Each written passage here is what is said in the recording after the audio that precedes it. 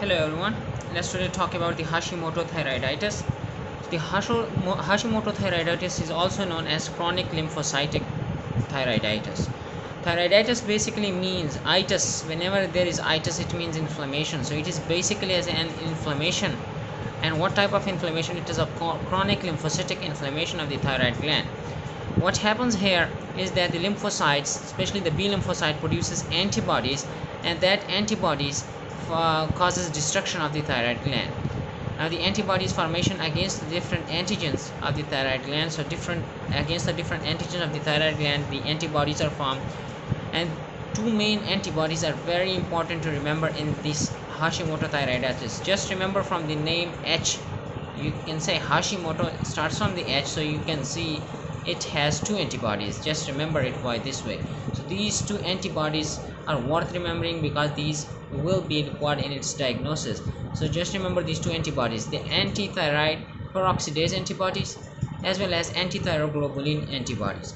So these are the two antibodies that are mainly produced, so the against the peroxidase enzyme in the thyroid gland as well as against the thyroglobulin in the thyroid follicle. So the antibodies are formed against these peroxidase enzyme as well as the thyroglobulin in the follicle. So these antibodies, what these antibodies cause is that they cause destruction of the thyroid gland. So once the destruction has taken place, so first of all what happens that initially they present as hyperthyroidism due to the follicular damage, and then they present as hypothyroidism. So due to this destruction, first initially they present as hyperthyroidism. Why? Because you see that once the follicles are destroyed, so what happens that initially that the already formed thyroid hormone is released. So what happens that this inflammation, this destruction initially present as hyperthyroidism, and this initial presentation of the hyperthyroidism is called as subacute lymphocytic thyroiditis. We will study it shortly. So that initial hyperthyroidism state is called as subacute lymphocytic thyroiditis. And then after that what happens that once the gland is destroyed and all that thyroid hormone is released, so what happens that the thyroid gland is unable to produce further thyroid hormone. So what happens then that they then present as hypothyroidism. So these patients may be in the state of hyperthyroidism, they may be in the state of euthyroidism, or they may be in the state of hypothyroidism.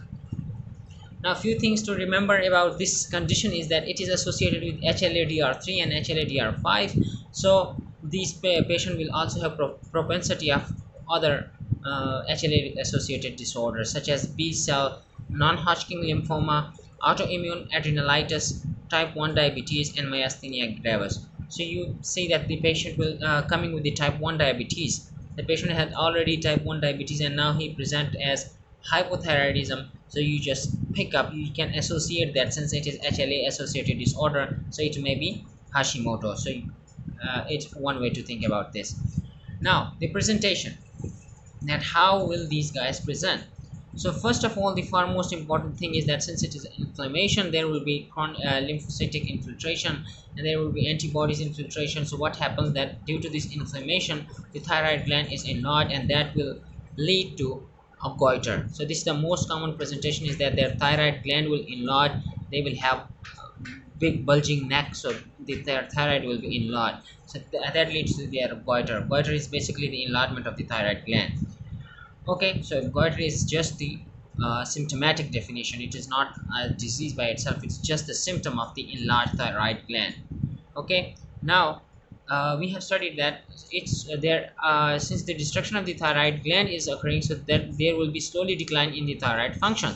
So initially they may present as hyperthyroidism, that we have talked about, that the already formed follicle, they will get destroyed. So what will happen that the already formed thyroid hormone will be released into the circulation and they may present as transient hyperthyroidism, and this transient hyperthyroidism phase is known as subacute lymphocytic thyroiditis.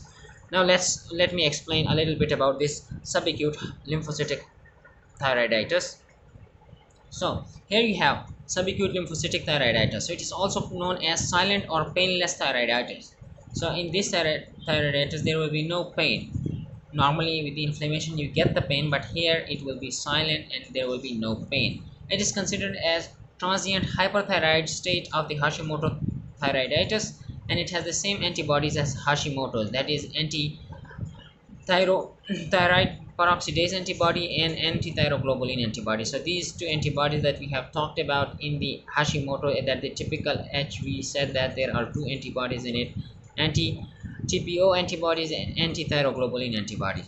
Now how the patient will present? So these patients are presenting with the transient hyperthyroidism. We have talked about in Hashimoto that there is progressive decline in the function of the thyroid hormones are occurring. So initially transient hyperthyroidism, similarly here it will have transient hyperthyroidism, and that is then followed by the hypothyroidism and then recovery. Okay, so the diagnosis is at this stage.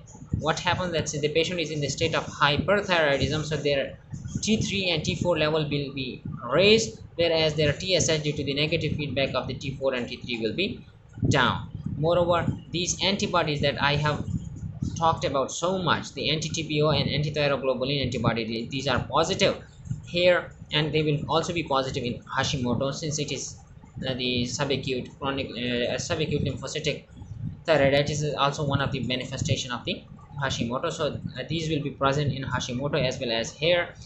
Moreover, the radioactive iodine uptake. So this is a test in which you see that how much radioactive iodine is taken up by the thyroid gland. So it basically determines the function of the thyroid gland. So the more it takes, this means that the function of the thyroid gland is normal. But here what will happen, that the radioactive iodine will be uptake will be down. So this will differentiate it from the Graves disease. In the Graves disease uh, you have increased uptake of the radioactive iodine, and in the Graves disease also present as hyperthyroidism, just like this. So in order to differentiate it from the Graves disease, we do this radioactive iodine uptake, and here it will be decreased, whereas in Graves disease it will be increased. Treatment requires no treatment, since we said that these patients come to recovery by themselves. So this was all about subacute lymphocytic thyroiditis, which is one of the state, the hyperthyroid state of the Hashimoto. Now coming back to the Hashimoto, so we have said that there are slowly declining function. A slowly declining function is occurring in the function, thyroid hormone. So they are slowly declining. So first they may present as hyperthyroidism or normal thyroidism, and later in the disease they present as hypothyroidism. Okay, so later in the disease there will be now let's check the diagnosis. So their hyperthyroid state has already been separately talked about. Now these TFTs here in the Hashimoto, they may present as normal or they may be hypothyroid later in the disease. So these are usually normal, that the TSH will be normal, T3 T4 level will be normal, but in the hypothyroid state that occur later in the disease, you may have hypothyroidism. Hypothyroidism means that your T3 T4 levels are down, and since these are down, so your TSH level will be raised.